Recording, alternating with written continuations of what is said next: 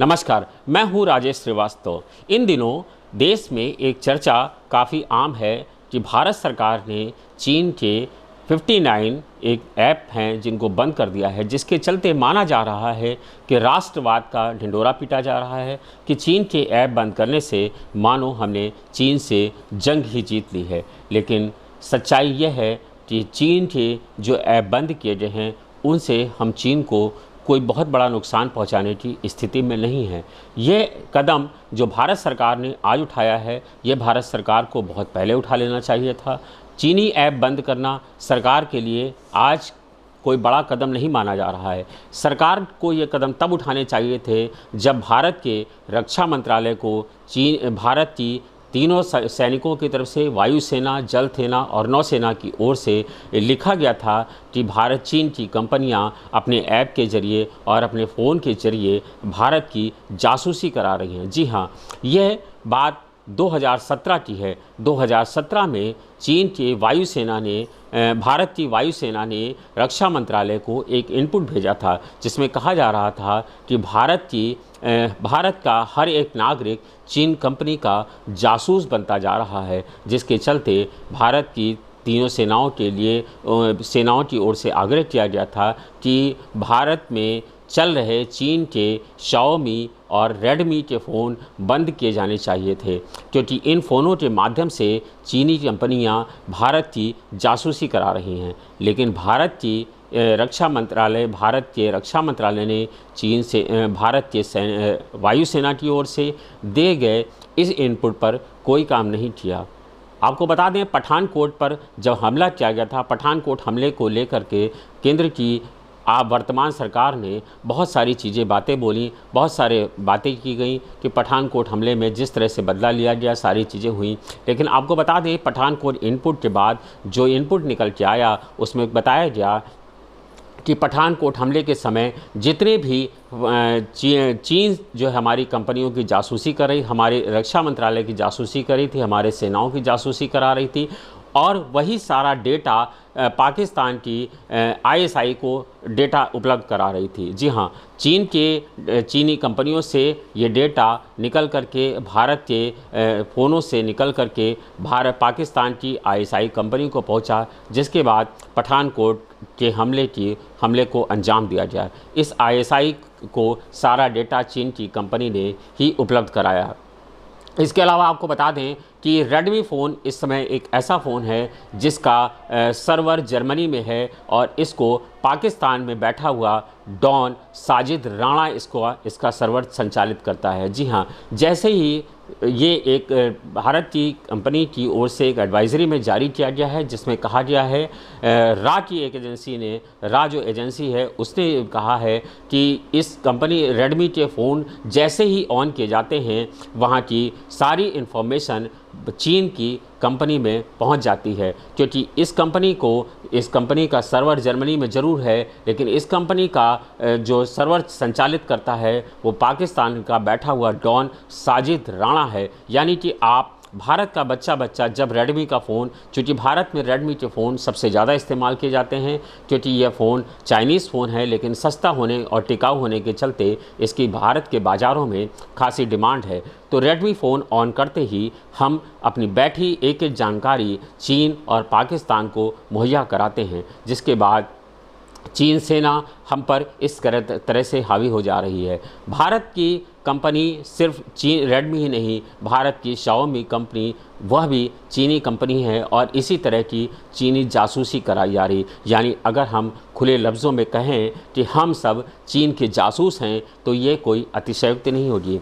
जब भारत सरकार के रक्षा मंत्रालय को भारत की वायुसेना ने यह इनपुट भेजा, लेकिन रक्षा मंत्रालय ने इस पर कोई ध्यान नहीं दिया, तब आज आकर के भारत की तीनों सेनाओं में यह एक इनपुट जारी किया गया कि भारत के सैन्य विभाग में स्मार्टफोन बंद कर दिए जाएं। और आज की डेट में भारत के चाहे वो जल सेना हो, चाहे वो नौसेना हो, चाहे वायुसेना हो, थल सेना हो, किसी भी सेना में इस तरह के फ़ोन का इस्तेमाल नहीं किया जा रहा है। यही नहीं, चीन के द्वारा लाए गए स्मार्टफ़ोन का इस्तेमाल ही नहीं बंद किया गया है, बल्कि वहाँ पर फेसबुक व्हाट्सएप, इंस्टाग्राम जैसे ऐप भी बंद कर दिए गए हैं। किसी भी सेना के कार्यालय में इस तरह के ऐप नहीं जारी किए जा गए हैं। बल्कि यही नहीं, सेनाओं ने एक और कदम आगे बढ़ते हुए भारतीय रिजर्व बल, केंद्रीय पुलिस बल, सीआरपीएफ, भारतीय सीमा सुरक्षा बल और एसटीएफ जैसे कार्यालयों में भी इस तरह की जानकारी भेजी कि हम सब चीन के जासूस बनते जा रहे हैं, लिहाजा इन फ़ोनों का इस्तेमाल बंद किया जाए।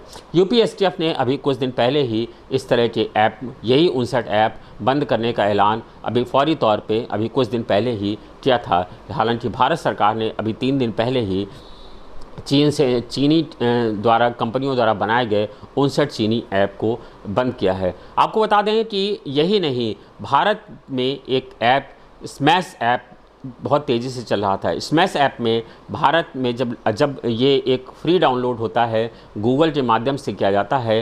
हालांकि अभी कुछ दिन पहले गूगल ने इसको अपने आप बंद कर दिया है, यानी गूगल ने प्ले स्टोर से हटा दिया है, क्योंकि जब पठानकोट का हमला हुआ तो माना जा रहा था कि स्मैश ऐप के माध्यम से पूरी जानकारी, खुफिया जानकारी चीन और पाकिस्तान को मुहैया कराई गई। स्मैश ऐप को गूगल ने पठानकोट हमले के बाद से हटा दिया, क्योंकि गूगल ने ये स्वीकार किया था कि स्मैश ऐप के माध्यम से सारी जानकारी चीनी कंपनियों को और पाकिस्तानी मुहैया कराई गई और चीन ने ये जानकारी आगे पाकिस्तान की आईएसआई को ट्रांसफ़र की थी।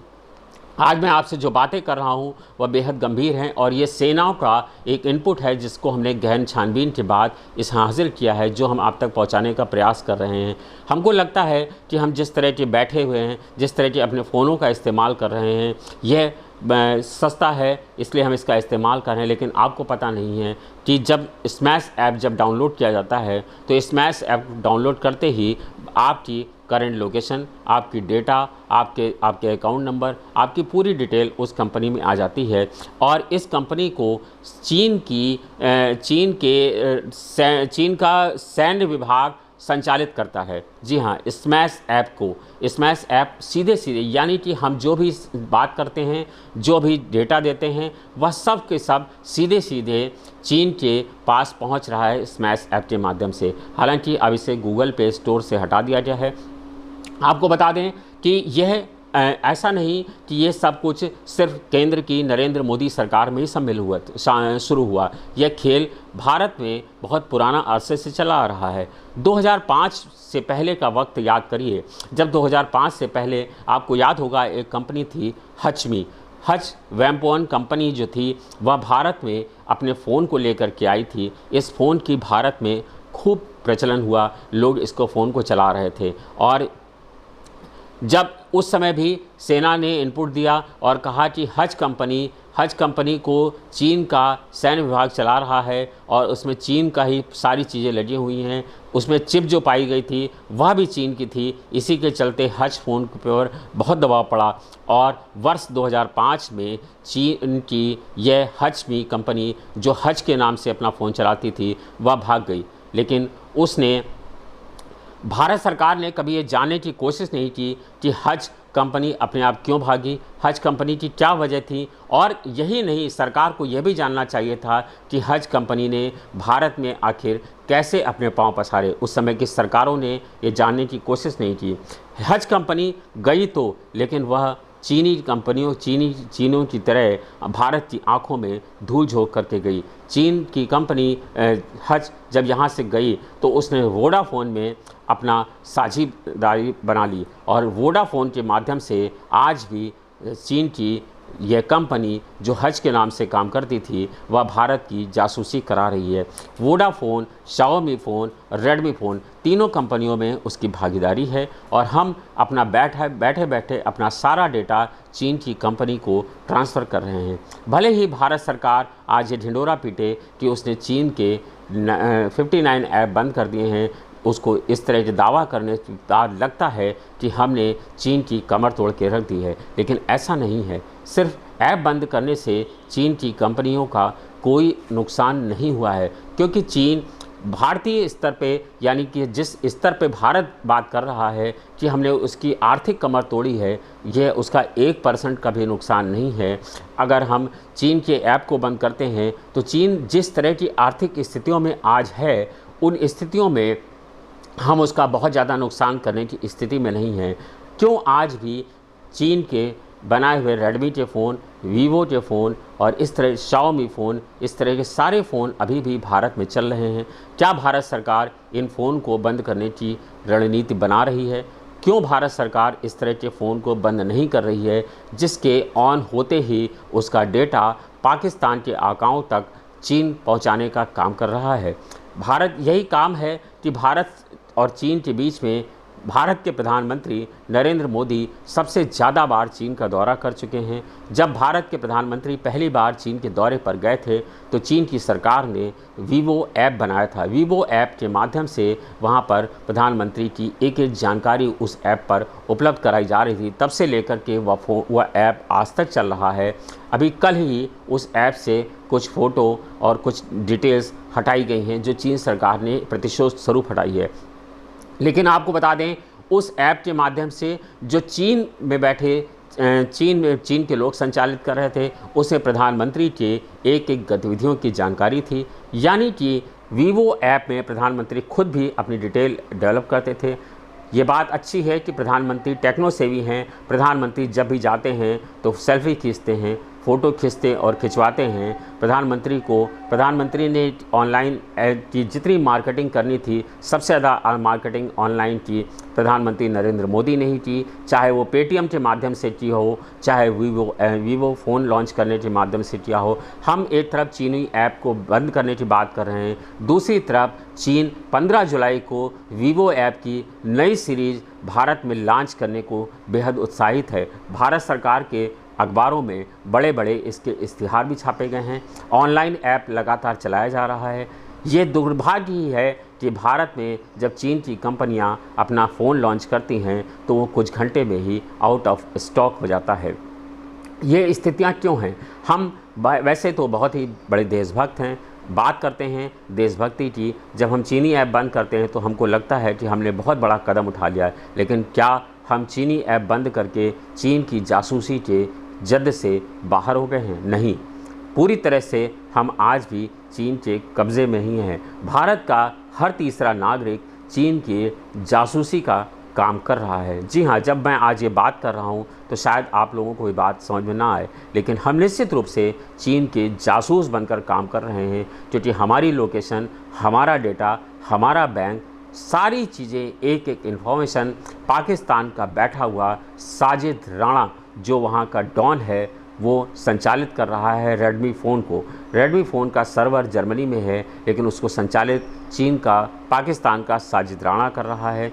इसी तरह से शाओमी फ़ोन के सारे डेटा चीन पाकिस्तान की आईएसआई कंपनी को उपलब्ध करा रहा है।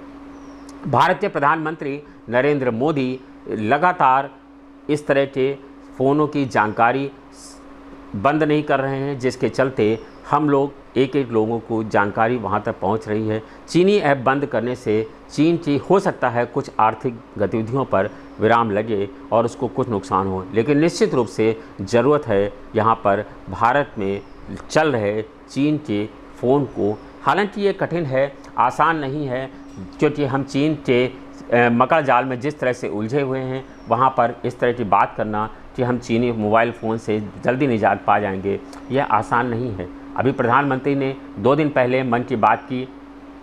लोगों को उम्मीद थी प्रधानमंत्री नरेंद्र मोदी चीन के मुद्दे पर राष्ट्र को बातचीत करेंगे, राष्ट्र के लोगों को जानकारी देंगे, लेकिन चीन के मुद्दे पर प्रधानमंत्री ने खामोशी ओढ़ ली और उन्होंने सिर्फ 80 करोड़ लोगों को राशन मुफ्त देने की बात की, मुनादी करके इसे बड़ी उपलब्धि बता दिया।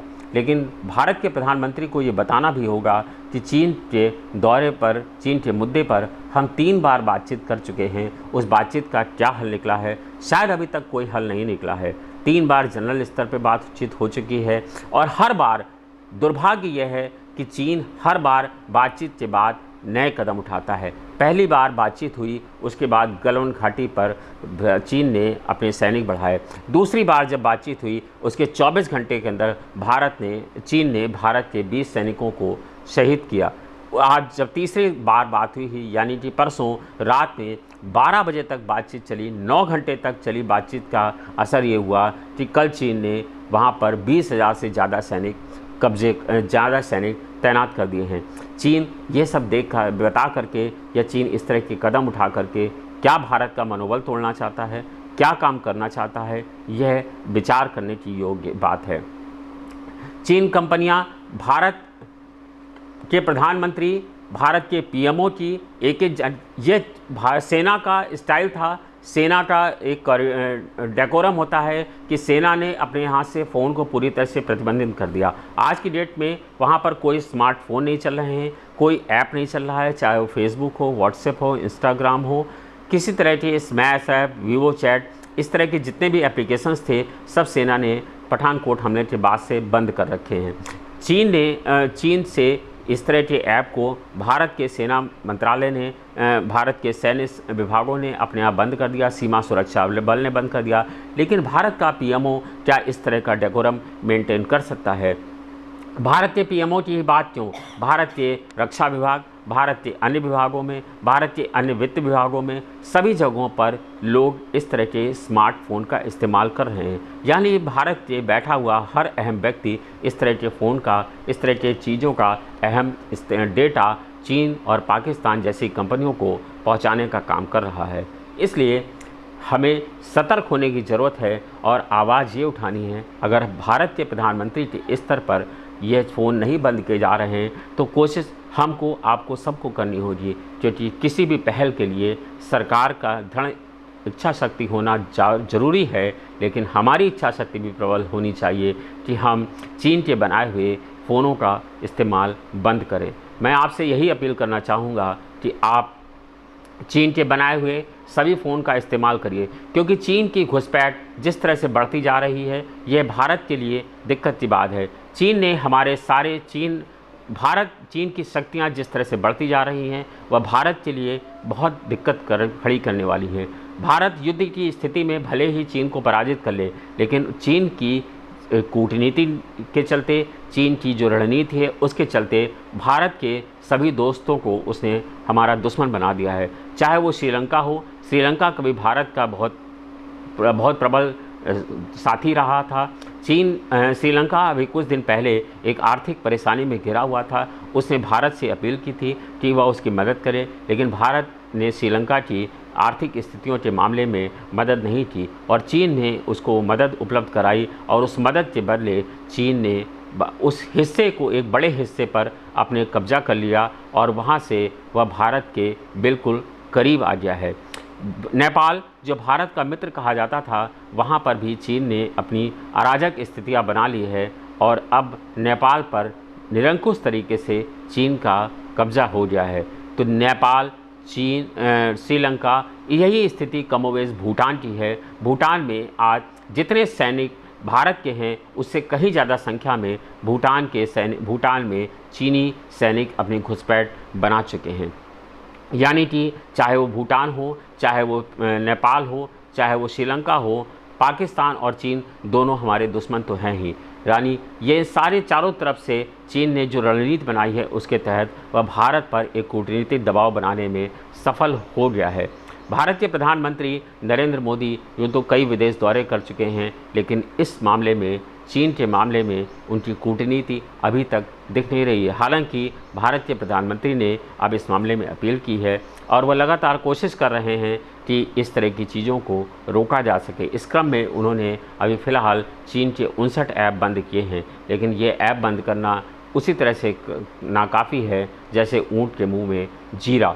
यानी कि चीन की हम अगर बात करें तो कोई बहुत नुकसान पहुंचाने की स्थिति में नहीं है, लेकिन जिस तरह से चीन आगे बढ़ रहा है, हमने आज तक अक्साई चीन को नहीं स्वीकार किया। हमने ये नहीं माना कि चीन ने हमारी ज़मीन पर कब्जा कर लिया है। पिछले 60 सालों में हम यही सुनते चले आ रहे हैं कि भारत की जरा सी भूमि पर चीन का कब्जा नहीं है, और सन 62 की लड़ाई के बाद अक्साई चीन हमारे हाथ से निकल गया, जिसे आज चीन अक्साई चीन कहता है, तिब्बत का वो हिस्सा वो भारत का ही तो हिस्सा था। आज इसी तरह से गलवान घाटी पर चीन ने अपने पांव जमा लिए हैं और जिस तरह से वो जमा हुआ है और पीछे हटने को तैयार नहीं है। 3 स्तर की बातचीत हो चुकी है, भारत के विमान लगातार उस पर गड़गड़ा रहे हैं। लद्दाख के दौरे पर कल वायुसेना प्रमुख और राजनाथ सिंह रक्षा मंत्री वहां जाने वाले हैं, लेकिन लगातार कार्रवाइयाँ हो रही हैं, बैठकें हो रही हैं, बातचीत हो रही है, लेकिन चीन के मनोबल पर कोई असर पड़ता नहीं दिख रहा है।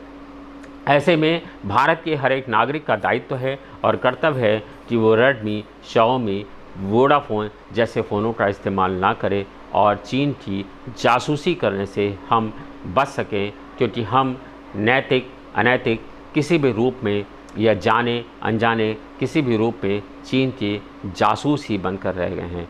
तो हमें देखना होगा कि हम चीन की जासूसी करें या भारत के लिए एक छोटा सा त्याग करें और आज ही से ये प्रबल इच्छा शक्ति माना लें कि आज से रेडमी फ़ोन को इस्तेमाल हमें नहीं करना है।